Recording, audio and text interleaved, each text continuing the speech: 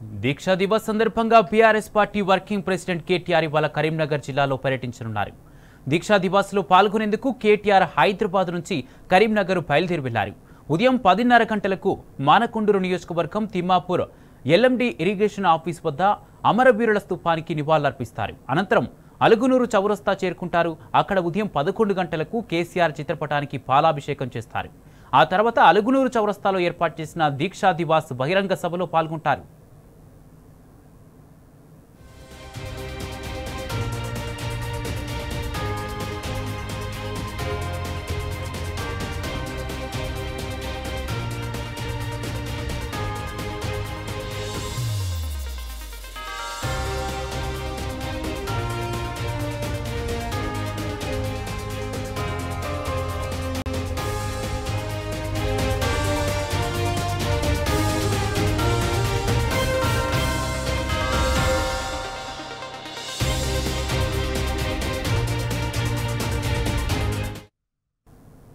అలుగునూరులో దీక్షా దివాస్ కు సంబంధించి మరింత సమాచారం ప్రతినిధి వేణు లైవ్ ద్వారా అందిస్తారు. వేణు, అలుగునూరులో దీక్షా దివాస్ కు సంబంధించి ఏ టైంకి దీక్షా దివాస్ ప్రారంభం కానుంది? ఏ నాయకులు అక్కడికి చేరుకున్నారు? ఎవరెవరు రానున్నారు?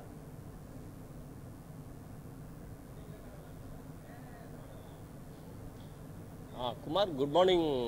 10:30 గంటల ప్రాంతంలో BRS party working president KTR ప్రత్యేక అతిథిగా అన్నారు. ముఖ్యంగా ఈరోజు దీక్షా దివస్ అంటేనే చరిత్ర పుటల్లో సువర్ణాక్షరాలతో లిఖించాల్సిన రోజు అనే చెప్పాలి. ఎందుకంటే దీక్షా దివస్ అమలు చూసుకుంటే 2009 నవంబర్ 29 రోజు కేసీఆర్ అంటే ముఖ్యంగా సిద్దిపేటలో ఒక ఉద్యోగ గర్జన కార్యక్రమంలో పాల్గొన్నటువంటి కేసీఆర్ అక్కడ ఉద్యోగస్తులు పడుతున్న ఈత బాధలు విన్న వెంటనే ఎట్టి పరిస్థితుల్లో తెలంగాణ రాష్ట్రం అనేది తెలంగాణకు అవసరం, తెలంగాణ ప్రజలకు అవసరం, సమైక్య రాష్ట్రంలో తెలంగాణ చాలా బాధలు పడుతున్న నేపథ్యంలో ప్రత్యేకంగా తానే ఎట్టి పరిస్థితుల్లో తెలంగాణ రాష్ట్ర సాధన లక్ష్యంగా తానే ఆమరణ దీక్షకు దిగుతానని చెప్పి సిద్దిపేటలో ప్రకటించడమే కాదు, నవంబర్ 29కి 2 రోజుల ముందు కరీంనగర్లోని తీగలగుట్టపల్లికి వచ్చినటువంటి పరిస్థితి. తీగలగుట్టపల్లికి వచ్చిన తర్వాత 29న రంగదాం సంబంధించి అక్కడ నేను దీక్ష చేస్తాను, ఆమరణ దీక్ష చేస్తాను, తెలంగాణ రాష్ట్ర ఆవశ్యకత తప్పనిసరిగా అవసరం, తాను ప్రాణాలు అర్పించైనా సరే తెలంగాణ రాష్ట్రాన్ని తెస్తానని చెప్పి వచ్చినటువంటి పరిస్థితి.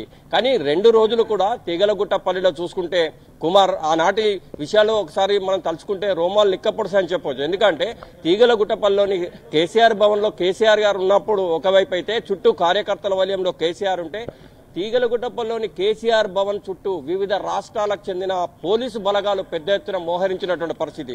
నరాలు తెగిపడే ఉత్కంఠ. మరి తెల్లారితే కేసీఆర్ రంగదాంపల్లి పోతారా, అరెస్టు చేస్తారా, అసలు ఏం జరుగుతోంది? రాష్ట్రం యావత్తు మొత్తం కూడా ఇటు కరీంనగర్ జిల్లా వైపు మరలిందంటే ఈ 3 రోజులు కూడా ఒక రకమైనటువంటి ఉద్రిక్త వాతావరణం నెలకొందని చెప్పొచ్చు కుమార్. ఈ నేపథ్యం అంటే అలుగునూరు కూడా అసలు నిజంగా చెప్పాలంటే కరీంనగర్ జిల్లాలో అలుగునూరు అనేది జిల్లా వరకే తెలుసు. కానీ ఆనాడు అరెస్ట్ అయిన తర్వాత చరిత్ర పుటల్లో అలుగునూరు అంటే రాష్ట్రాలు దాటి దేశాలు దాటినటువంటి పరిస్థితి. అలుగునూరుకు అంత చరిత్ర కూడా వచ్చినటువంటి పరిస్థితి. అంటే ఆనాటి ఉదయం రంగదాంపల్లికి వెళ్లేందుకు కేసీఆర్ వస్తున్న నేపథ్యంలో ఇటు అలుగునూరు చౌరస్తాలో పోలీసులు డైవర్షన్ చేసి అరెస్టు చేయడమే కాదు ఖమ్మం తరలించినటువంటి పరిస్థితి. అప్పుడు BRS party working president KTR కావచ్చు, ప్రొఫెసర్ జయశంకర్ కావచ్చు, లక్ష్మీకాంతరావు వీళ్ళందరినీ కూడా వరంగల్లోనే అరెస్ట్ చేసినటువంటి పరిస్థితి.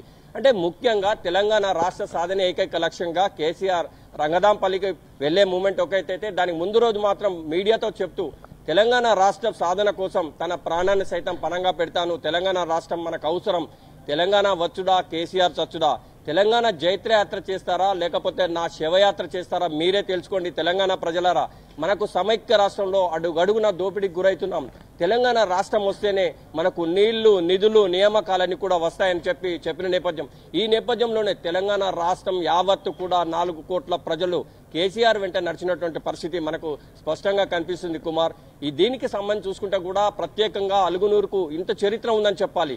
ఇంకోవైపు చూసుకుంటే తెలంగాణ రాష్ట్ర సాధన కోసం కేసీఆర్ పిలిపించినా కూడా అంటే రాష్ట్ర వ్యాప్తంగా ఒక్క పిలుపుతో ప్రజలంతా కూడా జేఏసీలుగా ఏర్పాటు చేశారు.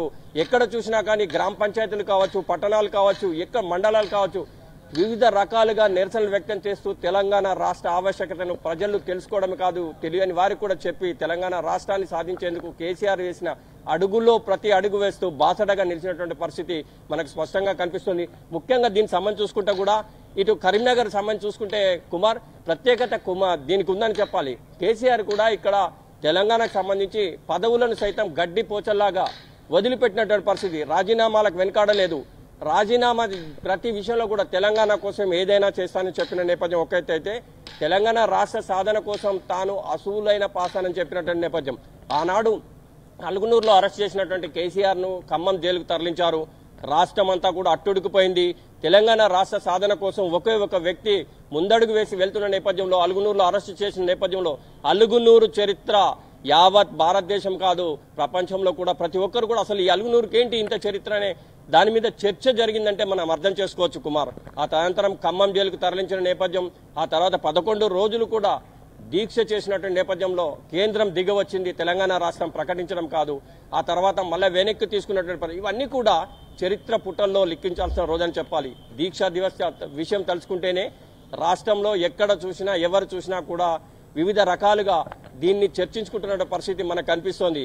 ముఖ్యంగా యూత్ కావచ్చు, సింగరేణి కార్మికులు కావచ్చు, ఉద్యోగులు కావచ్చు, యావత్తు సబ్బండ కులాలు కూడా జేఏసీలుగా ఏర్పడమే కాదు, తెలంగాణ రాష్ట్ర సాధకుడైనటువంటి కేసీఆర్ ఇచ్చిన ఒక పిలుపుతో ప్రతి ఒక్కరు కూడా అడుగులో అడుగు వేసి తెలంగాణ రాష్ట్ర సాధనకు తోడ్పాటునిచ్చినటువంటి పరిస్థితి మనకు కనిపిస్తుంది.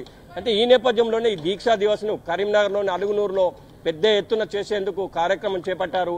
ప్రస్తుతం అయితే మనకు ఈరోజు ఉదయం నుంచి కూడా సాంస్కృతిక సారథి రసమై బాలకృష్ణ గారు దగ్గర నుండి పర్యవేక్షిస్తున్నారు. ఆనాటి తీపి గుర్తులు ఏ విధంగా ఉన్నాయి ప్రస్తుతం వారితో మాట్లాడించే ప్రయత్నం చేద్దాం. సార్ చెప్పండి, అంటే నవంబర్ 29 అంటేనే చరిత్ర పుటల్లో లిఖించాల్సిన రోజు, సువర్ణ అక్షరాలతో కానీ ఈ రోజు ఈ అలుగునూరు చౌరస్తా అంటే అసలు ఎవరికి తెలియదు, కానీ ప్రపంచానికి కూడా అలుగునూరు తెలియజేసినటువంటి దీక్ష ఇక్కడే అరెస్టు కావడం, ఇలాంటి అన్ని గుర్తొచ్చినప్పుడు మీకు ఎట్లా అనిపిస్తూ ఉంటుంది? చాలా గర్వంగా కూడా ఉంటుంది, చాలా గర్వంగా అనిపిస్తూ ఉంటుంది.